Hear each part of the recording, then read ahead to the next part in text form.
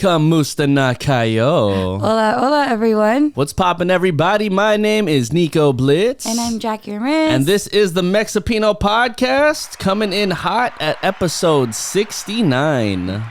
Pause. What? I love know. 69. That's like my second favorite number. What's your second? Oh, it's your first favorite number. 14, because my your birthday is March 14th. Yeah. Well, I should have figured that. So what's yours, 5? No, mine's 2. Why 2?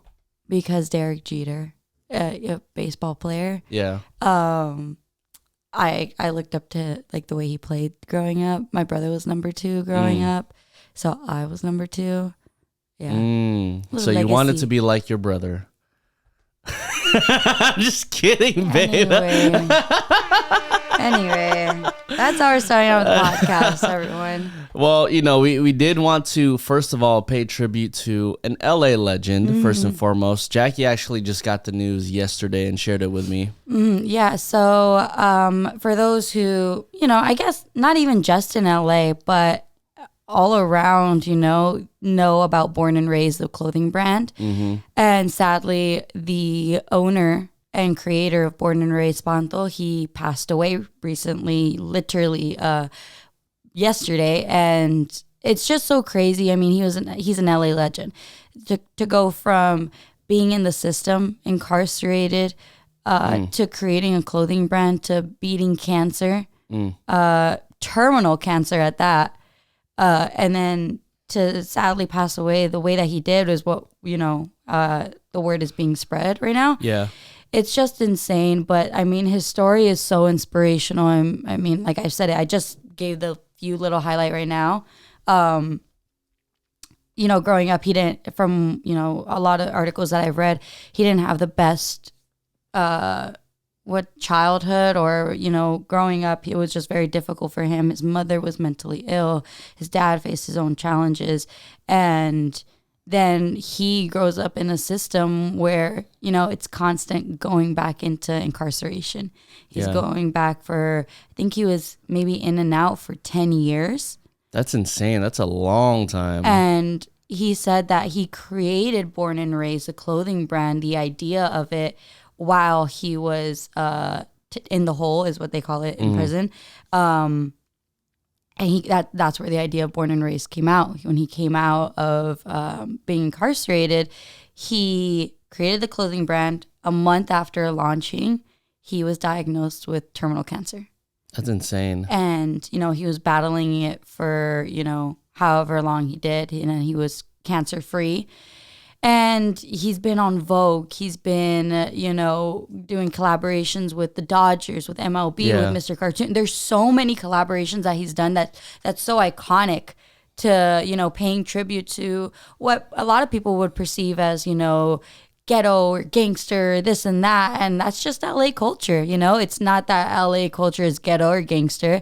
It's that LA has such a deep culture of Chicano, of, you know, Latino. And for someone to make this clothing brand centered around that, and to make it as poppin' as it is and iconic as it is, I mean, you know, Born and Raised, yes, it was created here in LA by an LA native, but it just shows that Born and Raised can be worn anywhere. No really matter can. where you are, Chicago, New York, whatever it is, you were born and raised, and you're proud because you're born and raised from there. Yeah. And going back to your point, that for people who've never seen Born and Raised, first of all, it's kind of stylized like Born X Raised. And then when you look at the actual like brand, like a lot of it is, I guess, for lack of a better term, the calligraphy is more so in like something that you would see Old on English. like Old English. It's like Chicano branding, yeah, right? it's Chicano, Latino branding, and like a lot of people will now know that Old English is, you know, is Chicano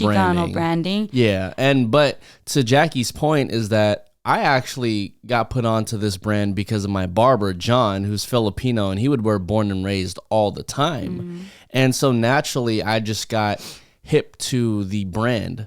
Now, me, I don't personally own anything from Born and Raised, but the fact that he's worked with the Dodgers, I think there was a Nike collaboration that was supposed to come on in just a bit, but, you know, unfortunately, he passed away. Yeah. And so, you know, like, this brand has really been a staple not only for Los Angeles natives, but for literally anybody who's born and raised. No, 100%. And like, I think, you know, what Sponto did with the brand. I own a few pieces of Born and Raised, which I'm just so glad I do now at this point. And like I was already proud to wear them.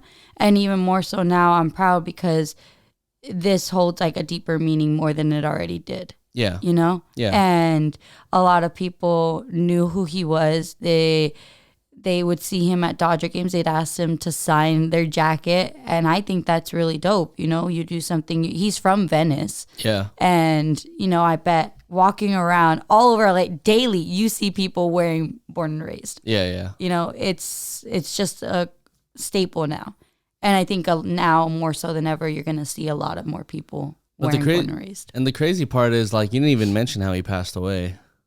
Yeah. So what reports have been saying is sadly he passed away in a car accident. Nuts. And for him to, you know, create this legacy, create this, you know, brand that could just change his whole family's trajectory in life. You know, he goes from his dad being homeless, you know, his mom battling her own struggles, and then for him to be in and out of the system at a very young age, then to going to beat terminal cancer and to pass away the way he did in a car accident. It's just really sad. It's sad and it sucks because life is sometimes so unfair.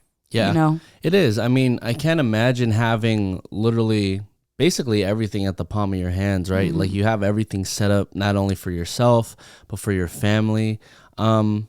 I couldn't necessarily say if Born and Raised would become like generational wealth for his family, but to create something like that massive for your family to at least like live and feed off of for the next couple of years or so, like, and then to not even be able to see like where it would go afterwards, like it's very heartbreaking. Yeah. It's very saddening. And so like there was a video done about him, it was him being interviewed, and he goes, I didn't create this brand to go to New York Fashion Week. I didn't create this brand to walk runways, you know? Yeah. I created this brand to make sure my family could stay here. Amen. You know, like his family came here. He's like, we've been here for hundreds of years, and I want us to stay for another 100 years. Yeah. Yeah. And I think that's the reason why brands like that really pop off too, right? Because over the past couple of weeks, I've been contemplating on why things work out in life versus why things don't work out in life. And I think the number one reason always goes back to intention. So when people are creating podcasts, for example, when people are creating clothing brands, when people are creating anything, music, whatever, what is your true intention behind why you want to do these things? Because those true intentions will eventually show at the end of the day. If your true intention is to, you know, in the words of the guy who made Born and Raised, like to just provide something for his family to make sure they're here for the next 100 years or so, he's always going to be working towards that goal. And guess what? Like Born and Raised, whether the family continues the brand or not, they probably got enough money for a good amount of years. Yeah. And it's a portion of it's a portion of their lives that they wouldn't see unless Born and Raised was created. Yeah. No, I think, and that's something you can see right off the bat a lot with like content creators, influencers, people, you know, that just want to make a quick buck and just say like, oh, this, like, I'm popping right now, so I'm just going to make merch right now. Yeah. You know? Exactly. And that's not what it is. I mean, and I say that while I'm wearing like, you know, our merch, and that was definitely not planned. But like, I think, you know, with us, for example, we created Mexipino podcast with a purpose. Whatever, you know, merch we do sell or whatever, that's secondary. But our main focus is the podcast, is talking to people, is creating this sense of community and shedding light on, you know, the non-traditional paths of our lives Mm-hmm. and encouraging people to, go the non-traditional path in their life, whether they're Mexican, whether they're Filipino, whether they're Mexipino, whether, you're black, white, whatever. Mm-hmm. That's what we wanted to do with the podcast. And I think now a lot more people are able to tell who the genuine people are and who isn't, because you'll more than likely support someone from the place you grew up than some random person, and with that, I say, like, if you're willing to spend $120 on a shirt for some random that you don't even know, for celebrity that doesn't even know who you are, don't be asking for a handout when it comes to the people that, from your home. Yeah. I mean, I think I've always played devil's advocate when it comes to this, because I think a lot of people have this idea that, like, oh, when I create something, I'm going to need everybody in my circle, everybody in my outer circle to support this right away, right? Mm-hmm. But there's a couple things that happen with this. One, how much time, how much effort, how much intention have you put into what you're currently doing in order for other people around you to fully support what you got going on? Like, we live in a day and age where you can make shirts at your crib. You can make a podcast at your crib. You can make music at your crib. You can do everything from home. So the accessibility to do any of these things is that much quicker. You can do any of these things damn near right away. But what gets people messed up is that when you do these things, they're already expecting support from so many other people when you haven't necessarily supported yourself enough to prove that it is worth the support of 10 people, 20 people, 50 people, 100 people. Yeah. Like, I've been through the motions where I've done shows and only like 20, 30 people show up. Now we're doing shows where like hundreds of people are showing up. 850 people are showing up. Shout out to my Pokemon rave people, but you know what I mean? Like, it takes time. Yeah. So at the end of the day, I totally understand, like, yeah, support the homie. Oh, the homie's doing this, the homie's doing that, whatever. And it's very difficult for you to not want to support a brand that's already established and that looks shiny and new. But if you're the homie that you want people to support, make sure that you're putting a lot of intention and time and integrity behind whatever the hell you were doing. Yeah, I get that. Yeah. So, that being said, rest in peace to Sponto. Yeah, rest in peace to Sponto and Born and Raised. We only hope that Born and Raised will continue to born and raised people who are down with the brand. You feel me? No, I mean, I think there's definitely still a lot more to come with Born and Raised. Yep. And I can't wait to see it. And I think, even like I said, now more so than ever, it's just gonna be a bigger brand than it already was. Amen to that. So, Mexipino family, we have been taking all of your requests on Instagram for the past, I don't know, week or two. Before we get to some of these requests, Jackie actually found a very funny video on Instagram. Do you want to explain it? I found it on TikTok, actually. So this TikTok prank is a couple, and the guy in the relationship calls his mom while his girlfriend's right next to him and asks the mom if he can bring a girl over that's not his girlfriend. And the mom just goes like, "Are you effing kidding me? Like, you better be joking, da da da da." So I told Nico, I was like, "Hey, we should do this to your mom and see what she does."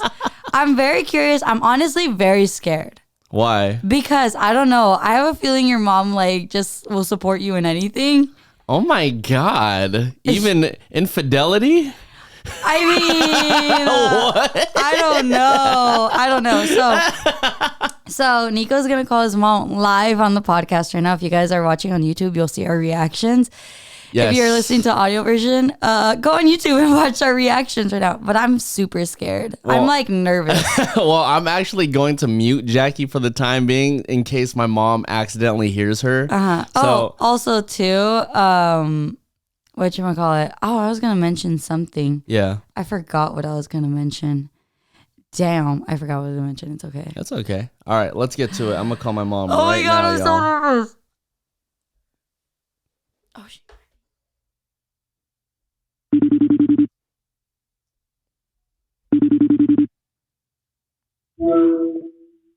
Hello?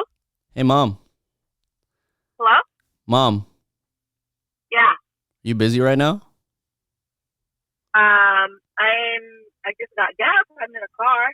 Oh, okay. I have a quick question. Sure. So I'm planning to go back home next week, and I wanted to bring somebody. Like who? Just this girl I've been kind of seeing over there. What? Yeah, I mean, for the times I've been back home, I've just been kind of you know, kind of seeing somebody else, and she kind of wanted to come over since I'm there next weekend. Oh, that's a little uncomfortable. Why? Jackie? I mean, I think Jackie kind of knows, and she's kind of okay. Okay. So you're seeing someone and living with Jackie. Right now, yes.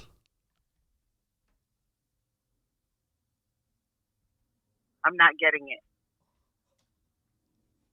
It's just a prank. We're kidding. You're on the Mexipino podcast, Mom.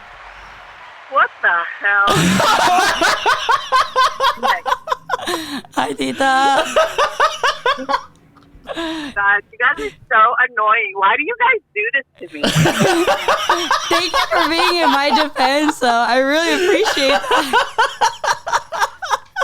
In my defense, I said not to do it on the podcast, and Nico was like, no, we should call her doing the podcast.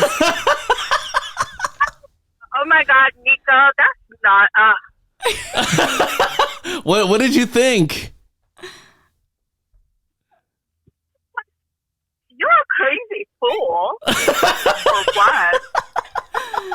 Oh my God, the way I was like sweating right now, I was just so scared as to what you were gonna say. Like, I mean, what is wrong with this fool? And then I'm like, well, no, because we really like Jackie. So my it's like, no, you cannot bring someone to the house. I was like, that's hilarious.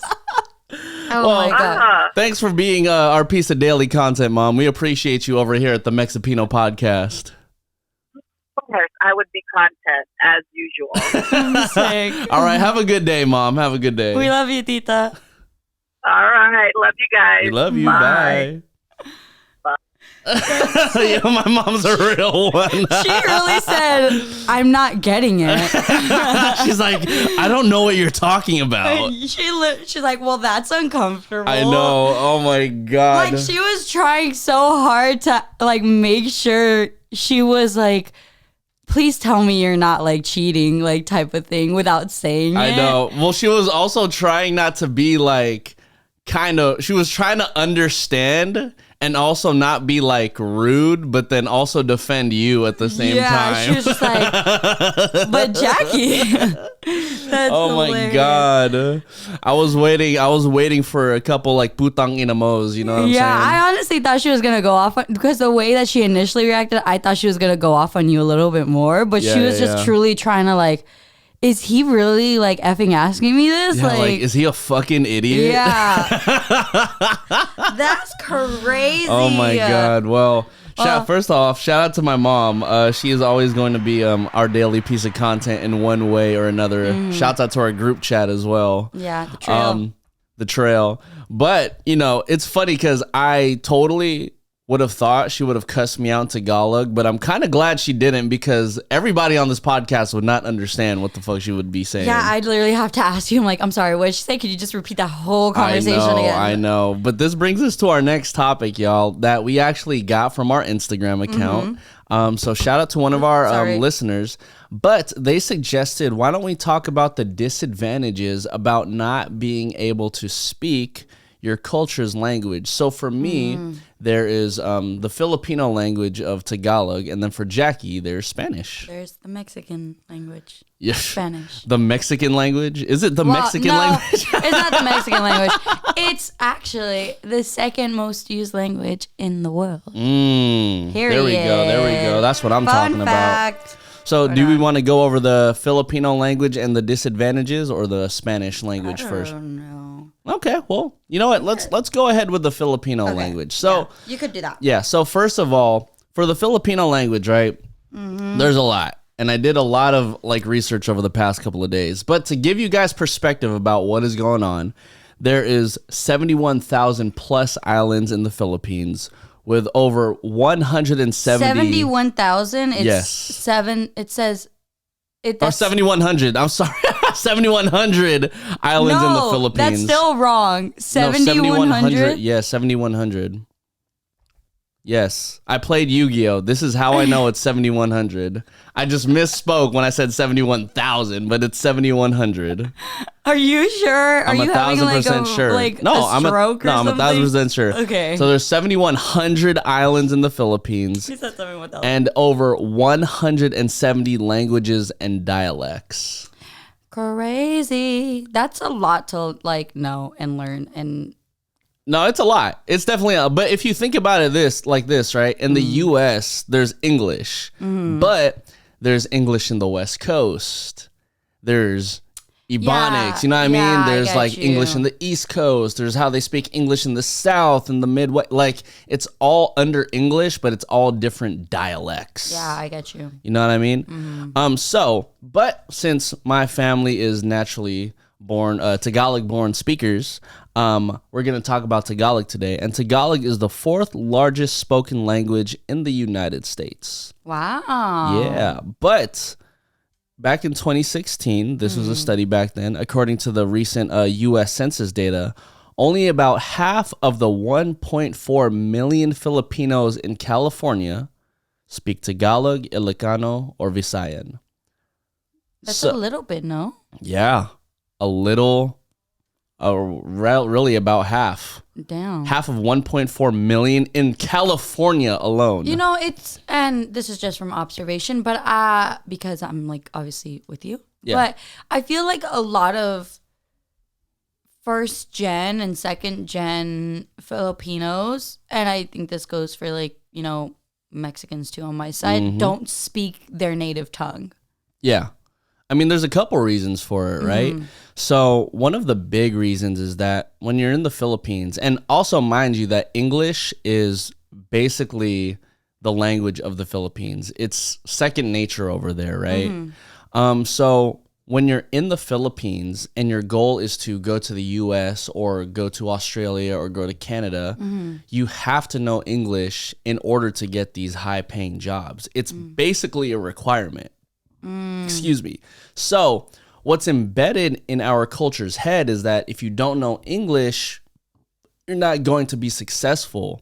So when our parents migrated from the Philippines to the United States, the first thing they got to do is, okay, we got to make sure our kids are set up for success, and we got to make sure that they know English, because that's the first step. Language. Yeah, that's the first step into this idea of success that they have. Yeah, I mean, I get that, you know, and that's why, like, I think, I don't know, like, I don't know if, like, you guys rep this as hard when it comes to, like, you know, your generations that have, like, immigrated here or first gen.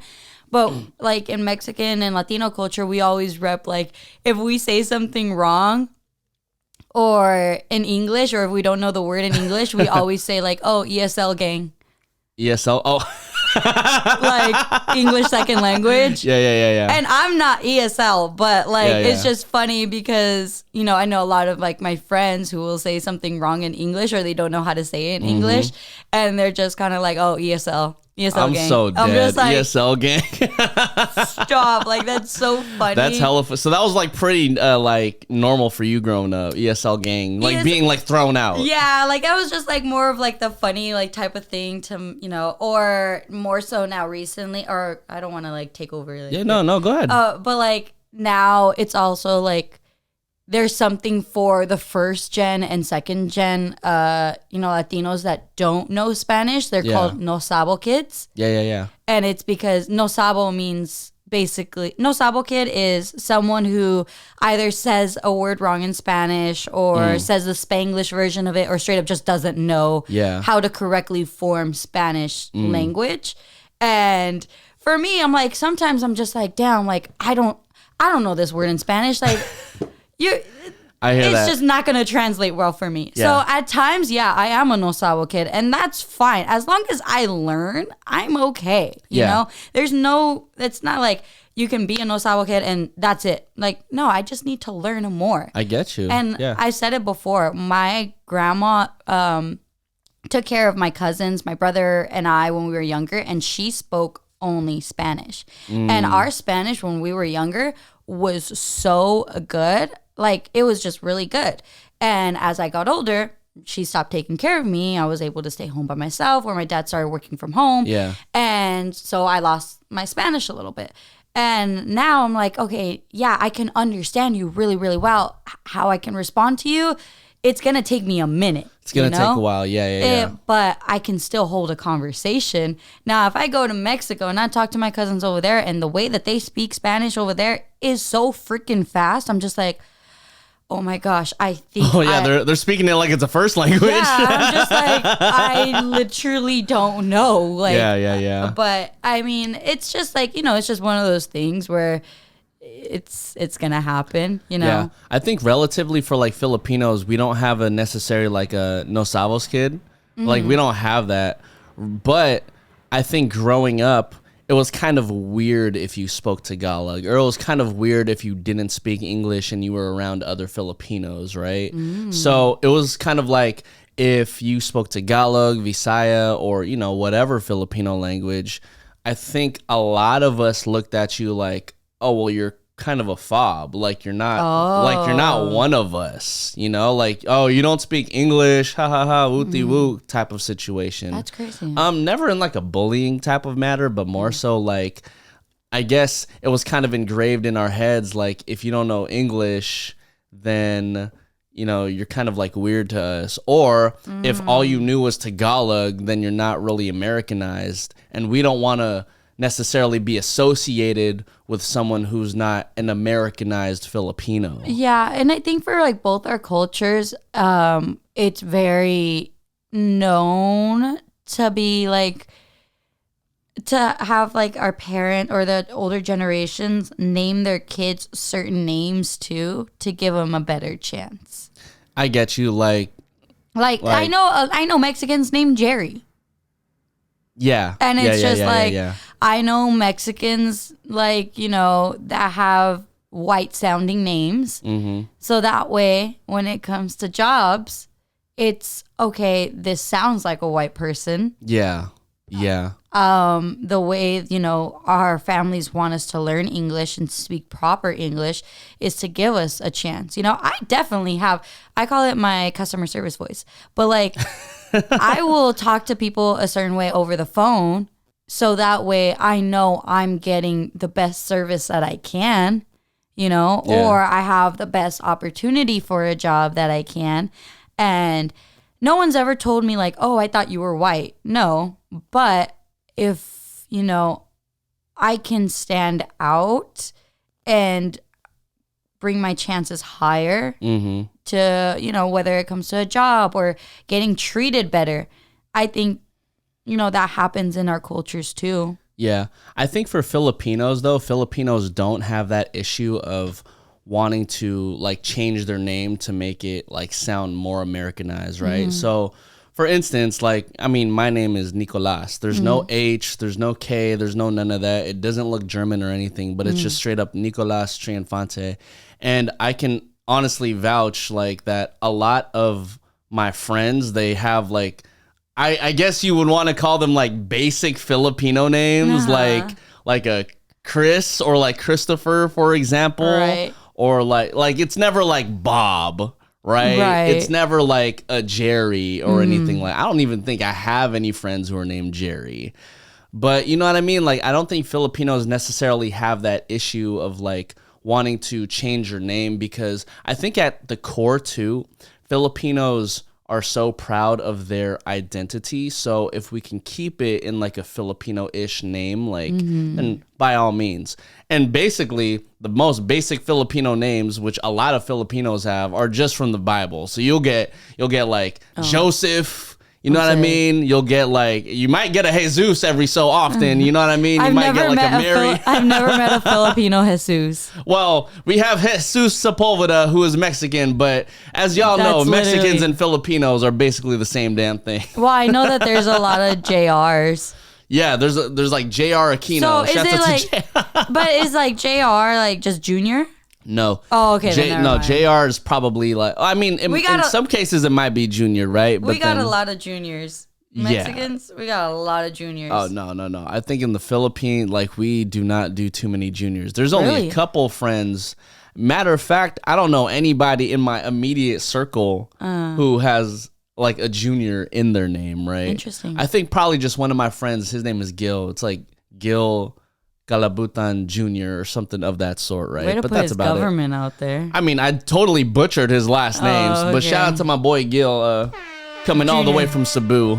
I'm sick. Yeah, but we don't call him like GJ, for example. You know what I mean? Why would you call him GJ? Gil Jr. That's such a weird No, but I'm just saying nickname. Why wouldn't you just call him Junior? No, because I feel like just calling Junior is weird. I mean, that goes into like a whole... Well, no, his name's not Junior, but he is a junior, and we call him Junior. Who? My cousin that you met at the quince, that you hadn't met. Oh yeah. Okay. Not the twins, but their older brother. Got you. He's named after his dad, but he's a junior, so we call him Junior. I've known him my whole life as Junior. Got you. I forget sometimes that his name is not Junior. That he has an actual name. Yeah, that he has an actual name. It's kind of weird. And that's the messed up part about naming your sons and daughters Junior and whatnot. But I don't. Oh, go ahead. You want to get into it? Yeah, I would hate for like our kid to be like a junior or have your name respectfully. Like I would too. Like, I mean, maybe a middle name. That's fine. Like if their middle name was like Nico, or if their middle name was, I don't even want my first name passed down to any of my kids. You know what I'm thinking? How come females don't junior their kids? You know what I'm saying? Like, you don't see like Emma Watson Jr. Because it's like, that's such a random name, first of all. But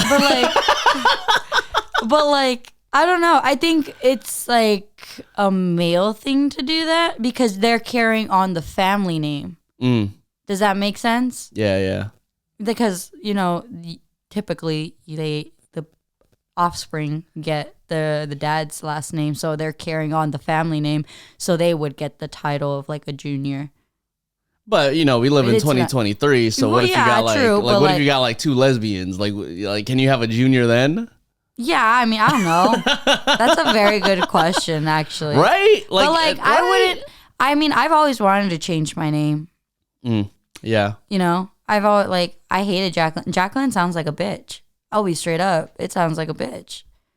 So then what would your white name be? Well, I would change my middle name to my first name, but the Spanish version, because my middle name is Danielle. Yeah. And I've always wanted to be Daniela. More Hispanic? More Hispanic, yeah. Because either way, Jackie or Jacqueline just sounds like a bitch. Like when people have like ugly ass names and you just like, that's like Gunther. Like, that's an ugly ass name. Okay, Gunther and freaking like Jacqueline are two completely different names. I think Jacqueline's a very beautiful name. Thank you. My mom named me after Jacqueline Kennedy.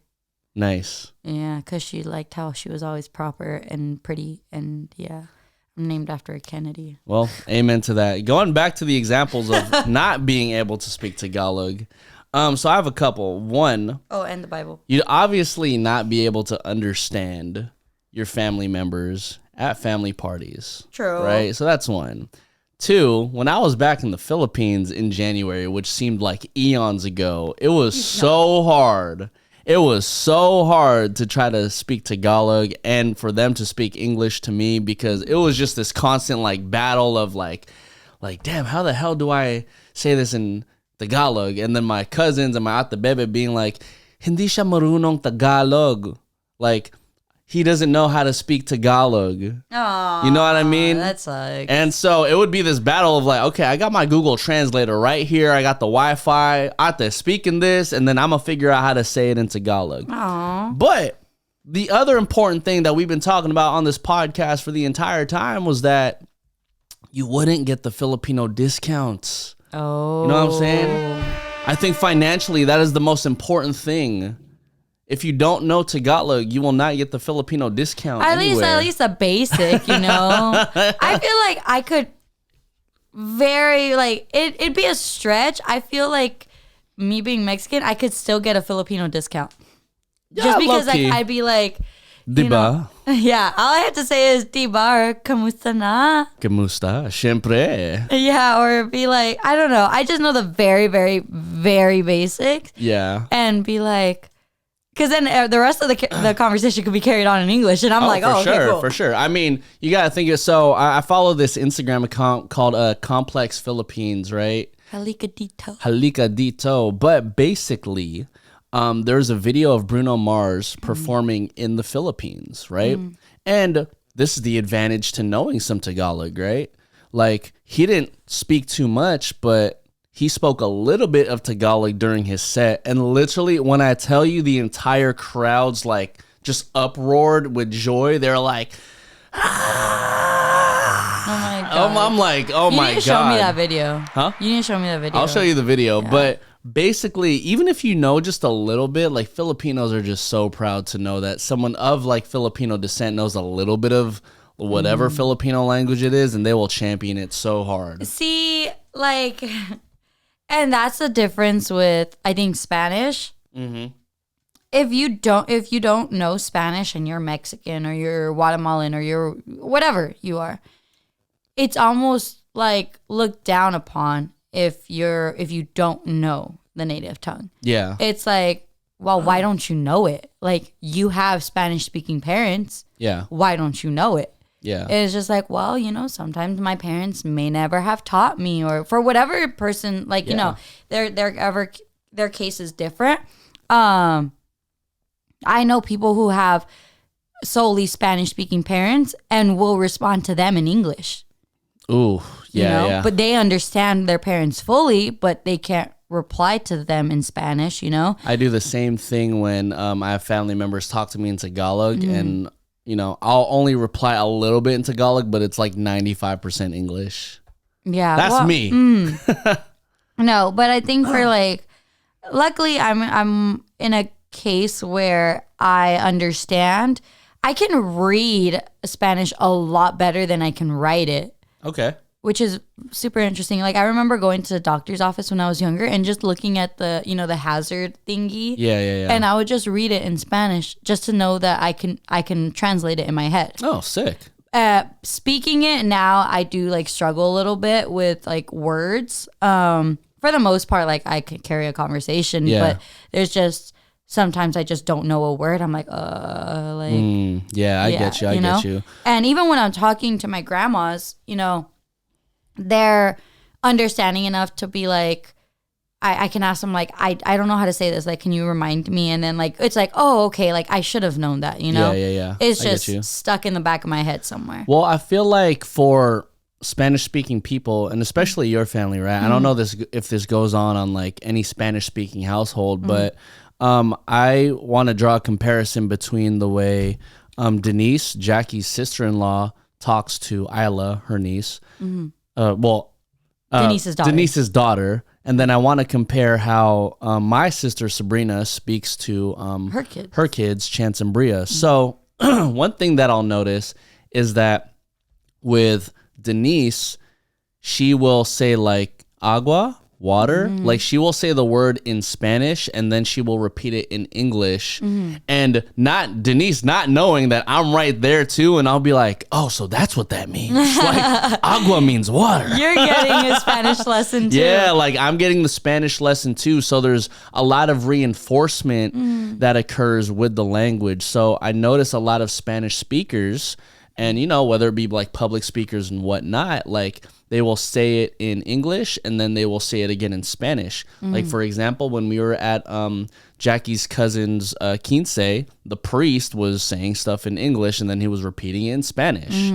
And so to dial it back to Filipino culture, like my sister Sabrina, she's full Filipino, but I haven't been in a situation where I've noticed her say something in English or in Tagalog rather, and then repeat it in English to Chance and Bria for them to understand. Interesting. And so not saying that that's intentional or not, but much rather, I think it's more so embedded that in Spanish culture that we're teaching Spanish and English at the same time, whereas for Filipinos, we don't necessarily teach our kids or the next generation English and Tagalog at the same time. Yeah, I feel like there is this like generation, and I think it's my generation where, you know, a lot of us don't speak Spanish, and I feel like now we realize, okay, like now our native tongue is kind of getting lost. Yeah. And so we're trying to bring it back. For what we do know, we're teaching to our kids, you know? Yeah.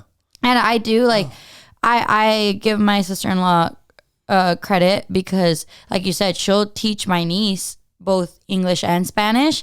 And my niece will ask for something in Spanish, like she'll ask for water in Spanish, or she'll ask for water, you know? Yeah, and I noticed that. If she wants more of something, she'll say mas. And also too, my sister-in-law, and I think Sabrina does this with the kids too. They teach them like sign language too when they were younger. So my niece knows mas, she knows more, and she knows the hand signal for sign more. language. Oh, okay. You know? I mean, Denise at this point is just like trilingual, so. Yeah. No, for real. But like, it might just be the fact that Denise just knows a lot of freaking language. No, yeah, she does. And like, I just, you know, I give a lot of credit because, you know, it is difficult, you know, especially I think with us, like my brother, my sister-in-law, me, my cousins, we had that benefit of getting taken care of by our grandparents. Yeah. Who predominantly spoke Spanish and only spoke Spanish. So it's like, okay, we know. And now it's like, okay, well, my niece goes to a daycare, or not a daycare, a school. She goes to a school, and there they don't teach Spanish, you know? They don't, she's surrounded by a completely different culture. Yeah. And frankly, I think she picks up on that culture too. She's surrounded by a whole bunch of Asians in her preschool. Yeah. Basically. And so like, I don't know. I just like, I'm really happy that, you know, we still are putting in the effort to like, you know, teach the native tongue. Yeah. To our new generation. Well, that goes to my next point too. So like, for Spanish speakers, right? Like I noticed that, in our generation or even like generations after, right? Like they use Spanish to kind of like almost like speak in code, especially if they know like somebody else around them doesn't necessarily 100%. know, right? So it's more of like a camaraderie at that point. Like, okay, like let's talk about this in Spanish so that like so and so doesn't necessarily understand. Yeah. Whereas for Filipinos, right, like we speak Tagalog in kind of like a jokingly like manner. Oh. You know what I mean? So it's like, for example, like if we wanted to say like, oh, like that's hard, bro. Like, oh, that's hella hard. Like, oh, like tigas. And we all just end up laughing about it because it's like, we know tigas just means hard. Yeah. But we're not saying it as if like we can use tigas in a sentence. We're just using it to kind of like Americanize some of these words, you know, or like Filipino Americanize some of these words, you know, and it becomes like a little bit of an inside joke. Like when the pandemic was like kind of done and we were finally outside, I was saying stuff like, "Sa labas na kami," and then everyone around me just started laughing, because right? they knew what you meant. Yeah. But, okay. But it's like, but I couldn't use that in like a natural sentence. It was kind of like, well, I know enough Tagalog to say this in Tagalog, but I'm also gonna kind of just laugh about it. And it's kind of like, we like to Filipino Americanize things. Yeah, I get you. And like, I think for us, like you said, when it comes to speaking Spanish, and it's very much in public when we speak in Spanish, to around people who don't speak Spanish because we just need to communicate something. Yeah, you know, exactly. We need to make sure we're all on the same page, and I do that with my cousins, who are around my age, like it, and I know I've done it around you, where I've spoken Spanish to somebody, and it's just to make sure that like they know what's going on, and to make sure that I can do whatever I can to make you comfortable, but I don't want you to feel like I'm doing that, so I say it in Spanish. Yeah, exactly. You know? Exactly. But some of my cousins, like my younger cousins, they don't know a lick of Spanish. Yeah. They don't. Yeah, they don't know anything, and I'm super glad that for my cousin who just had her quince, she doesn't know Spanish all that well. So I'm super happy that they had her mass at the church in both English and Spanish. Mm-hmm. More so English directly towards her and Spanish for everyone else around. So that was really cool. But I think it's just we really need to get in touch with our roots a little bit more. Well, that's also going to be the issue, right? So for myself and my sister actually knows Tagalog because she learned from her nanny. Mm-hmm. I was hanging out with like Chinese nannies and whatnot. They didn't teach me no Mandarin, but you know what I mean? Like I know English. I'm sick. I know a lot of English.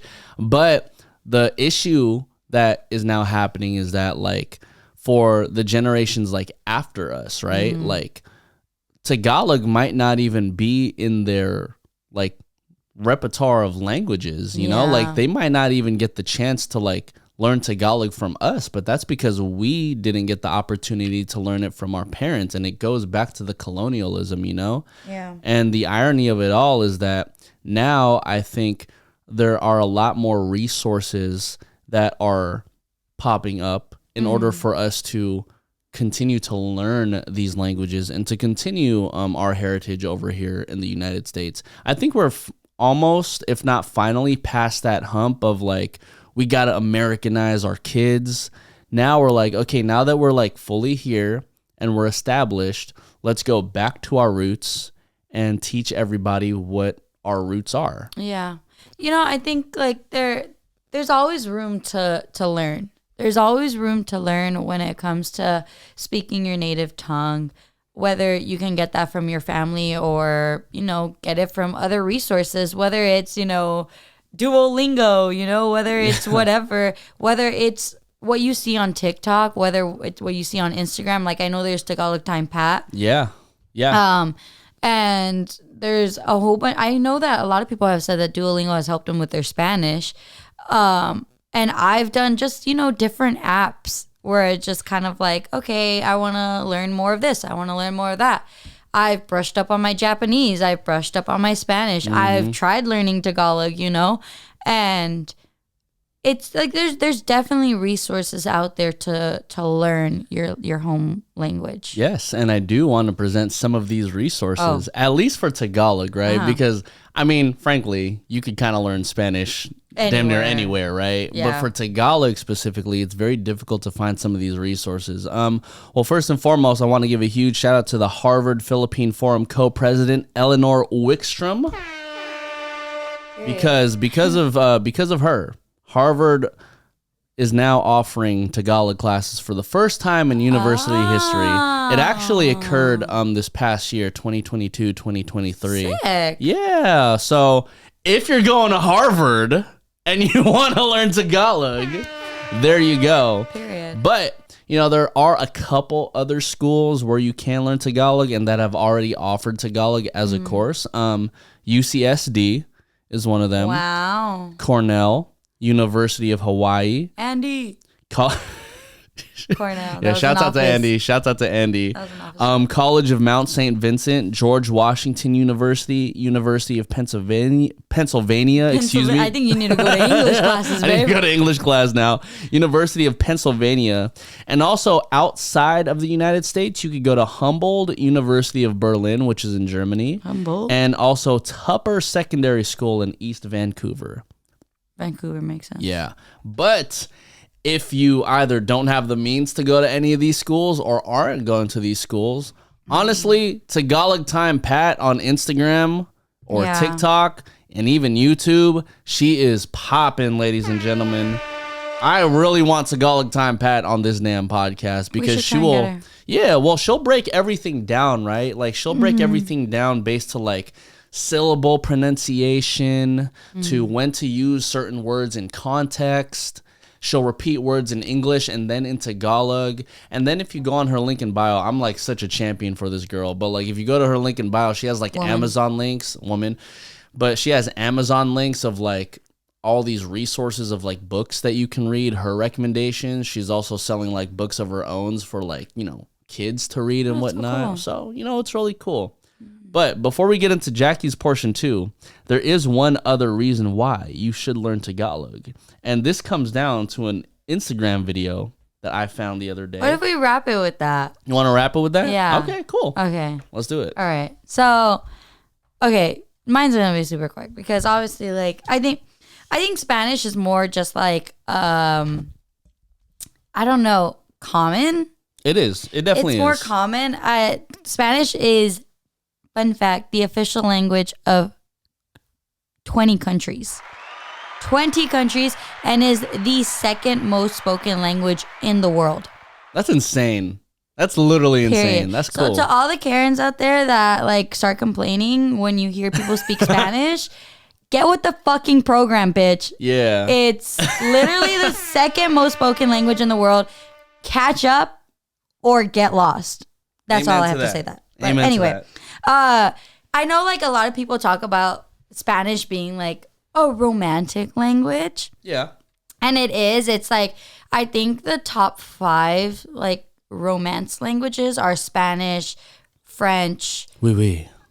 Oh my gosh. Hold on. Let me get this right. French, Portuguese, Italian, Romanian, and Spanish. I'm not going to lie. I wouldn't even know how to speak Romanian or Portuguese. No, but these are like the 5 major romance languages of Spanish. So it's like French, Portuguese, Romanian, Italian. Sorry, I forgot that one. Okay. Spanish. So before we get it, I have a question then, babe. Yeah, what's up? Can you give us some riz in Spanish? I don't know. I want to hear some riz in Spanish. Oh, I don't know. Think of it. Take a second. Take a second. I want to hear some riz in Spanish. Oh my god! Since it is one of the top 5 most romantic languages in the world. Well, it's the way that like it's spoken. Yeah. It's the way that it's spoken because you could say something like so vulgar in like Spanish, but make it sound so like. Titi me pregunto. Oh my gosh! No. Moscow Mule. Okay, that's an English word. But it's because it's derived from like vulgar Latin. Oh, okay. Which is why it's called romance because it's the words are so like, you know, raw and vulgar. It's kind of like, oh my gosh, like what? Like, and that's, so that's why Spanish is considered one of the most romantic languages of 5. So yeah, I don't know. Dang, so no riz, huh? I don't have riz in Spanish. Like, it's just the way that you approach someone, I think, in Spanish. It's like you can't tell me that, like, if I were to have come up to you and spoken something in Spanish, you would have just been like, 1, you would have been like, what the fuck? But 2, you would have been like, oh my God, the way she said that was just kind of, and I could have just said like, hi, how are you? I would have been like, oh, so ethnic. Oh my God. So exotic. So exotic. I'm sick. What are you? But something that Nico did not mention. Hold on. Let me get ready for this because I kind of want to learn a little bit more about it too. Yeah. But something that Nico did not mention about the Filipino language Tagalog is that apparently there is a Spanish also influenced Tagalog. That is correct. In the Philippines. And it's spoken in like one part of the Philippines where it's both a mixture of Tagalog and Spanish. Yeah. And our reference point for this, Jackie actually did a little bit of research on this, but when she and I were watching this Filipino teleserye over the pandemic, they were actually speaking this language to our knowledge, right? Mm-hmm. Because there was a lot of Spanish words mixed in. And as soon as we heard it, Jackie looked at me like, they speak Spanish in the Philippines? I'm like, No, they don't, but they are definitely speaking Spanish right there. So I'm not sure what's going on here. But, Jackie did do her research. Yeah. So, and then even Nico's dad, like, totally confirmed it that there's a specific, like, part of the Philippines that speaks Spanish. Well, not just speak Spanish, but it's like a Spanish Tagalog infused. And then I did a little bit more research, and turns out there's a Spanish Creole. Creole. Yeah. Okay. Spanish Creole based language in the Philippines. And it's the most extensive Spanish that still exists in Asia or the Oceania still to this day. Yeah. And it's spoken in the Philippines, but it's Spanish Creole. Yeah. It's nuts. Trippy. How it happened, I'm not sure. Maybe we should do a little bit more research on that to see, like... What the language is called is... I could be butchering this, so sorry. It's called Chabacano. Okay. Which it translates to poor taste and vulgar. I don't know. That's what it says. But yeah, it's a Spanish-based Creole language spoken in the Philippines. It's the sole and most extensive Spanish-based Creole language that still exists in Asia or Oceania. Okay. And I did not know that. So if you're from there, that part of the Philippines, hit us up because we want to know what that language sounds like. Yeah, well, shit. If you listen to this podcast, just, message us and we'll get you on the line somehow, some way. Yeah, I think I've already talked about this and like being a no sabo kid and like the disadvantages of what can come with not knowing Spanish. Being a no sabo kid is people use it as an insult now. It's just kind of like, oh, you're a no sabo kid. Well, you don't know how to speak Spanish. And instead of just trying to help, people just like to put you down even more. Yeah. It's like, I already feel bad enough for not knowing some words in Spanish where it's just like, damn, I really can't remember. I truly don't know how to say it. Because then there's words in Spanish that I don't know how to translate to English. Yeah. Remember, like a comal, the pan to heat up the tortillas? I don't know what it's called in English. I don't know. But when it comes to like English and translating to something in Spanish, it's like, oh, well, you're an Osavo kid.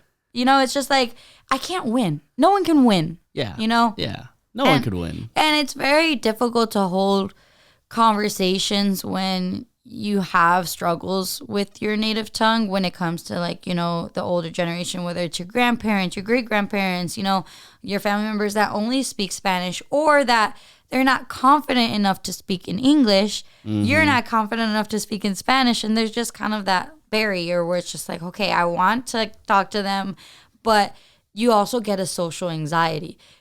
The amount of times that I have wanted to speak in Spanish to people, but my social anxiety just tells me, no, you're going to sound dumb, is off the charts.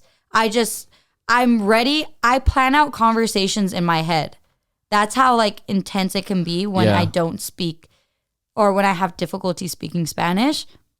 I plan out conversations in my head. I'm like, okay, I can ask it this way. Is that the right way? If they respond, they're going to either say it's somewhere along this line or somewhere along this line. How am I going to respond to either one? Yeah. Yeah. And if then if they say something that I don't really know, I'm like, oh shit, like I don't know how to respond to that. Yeah, I get you. And we had a Grupo Firme in recently at the station, and we were interviewing them. I literally rehearsed the questions that I had so many freaking times in my head, and yet when I said it, I was still like, I'm pretty sure I said that wrong. Yeah. Like I don't want to sound dumb because I feel like there's always kind of like a stigma where it's like you either know it or you don't. Like if you speak it wrong, then, it's kind of like, why even try? Yeah. And I feel like that's why a lot of people don't try and speak Spanish.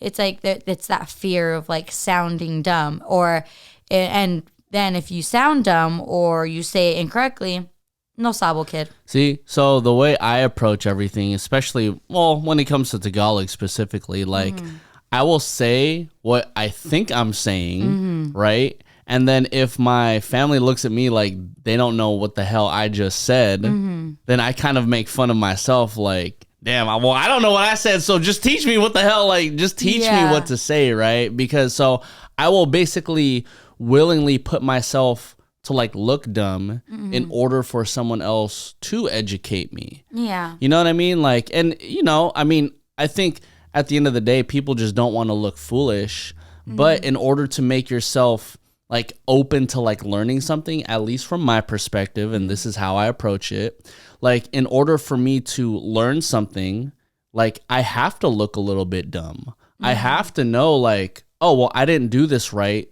So at that point, for the person who I'm trying to translate my English and Tagalog to, like that gives them or me an opportunity to teach them like, oh, well, if you don't know this in English, let me teach you right now. Or if I don't know something in Tagalog, I'm just like, Ate, like, teach me how to say this in Tagalog. Like, I know English. How do you say this in English? You know what I mean? Like, and we kind of build like this funny like connection of like, okay, well, it's already known they don't know English and I don't know Tagalog, so let's just keep on building toward like a space where we can understand each other. Yeah, and I mean, I think in like Latino culture, and like I can only speak, I guess, in the part of like Mexican culture, our love language to a family is to make fun of them. Yeah. Is to like, you know, oh, you did something wrong, let's make fun of that. Oh, you know, did this, I'm gonna make fun of it, you know? And you can call me sensitive, I don't give a shit. But for me, it's like if I do something or if I'm trying to say something in Spanish and I say it wrong and then my uncles go like, like, you know, and they start making fun of me, it's just like, well, why the hell am I gonna even try? You know?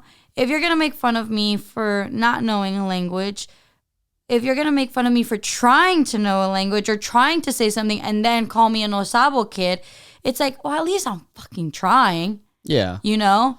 At least I want to learn. If I don't know, teach me. And I think that's what's a lot of the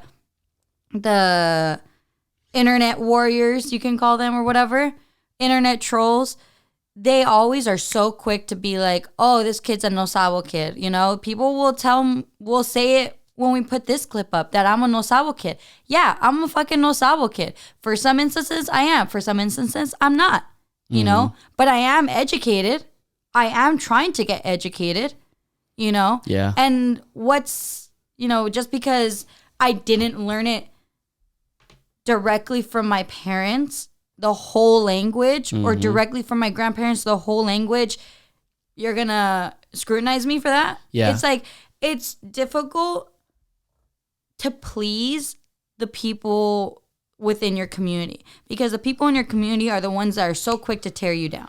Well, it's easy for somebody to feel like they're superior to you in some way, shape, or form, right? And I think that's what the underlying issue is. Like, if you're a No Sabos kid and people on the internet are just constantly banging you as like, oh, she's a No Sabos kid or whatever, then at that point, they just feel superior in their lives. I think if it comes down to like your family who is not willing, you know, I think it's all fun and games if they're like happy to make fun of you because you don't know Spanish or Tagalog. But if they do take their time afterwards to teach you what's going on, then I think that's really the goal of it. I think it's this ever-going layer of like, I don't know Spanish, I don't know Tagalog, and then you speak to somebody, they're like, ha ha ha, you don't know Spanish, you don't know Tagalog. But I think it's that extra third step of like, okay, well, because I don't know Spanish or Tagalog, or because you don't know Spanish or Tagalog, let me teach you.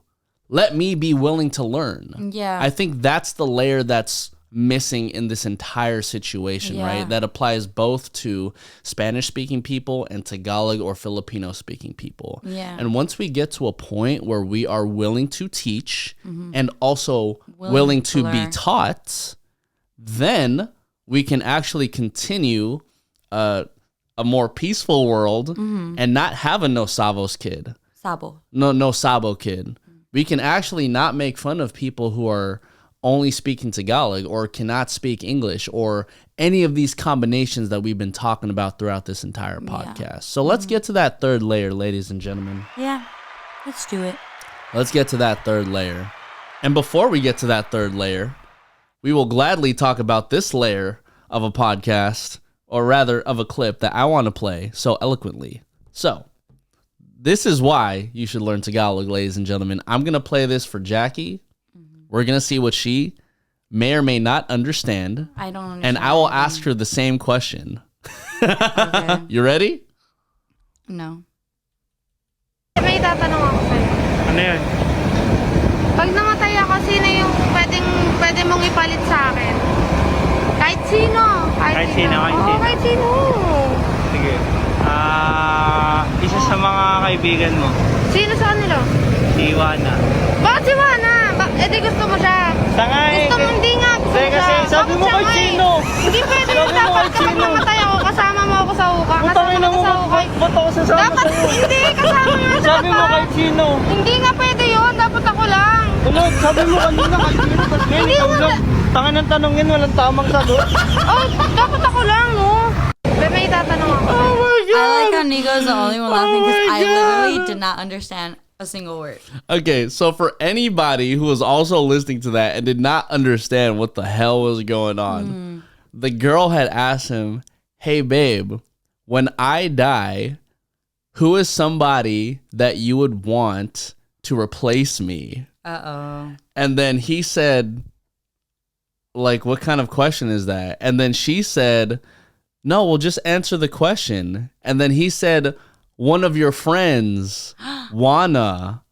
And then she responds, well, why the hell are you picking Juana? And then he said, well, because you asked me the question.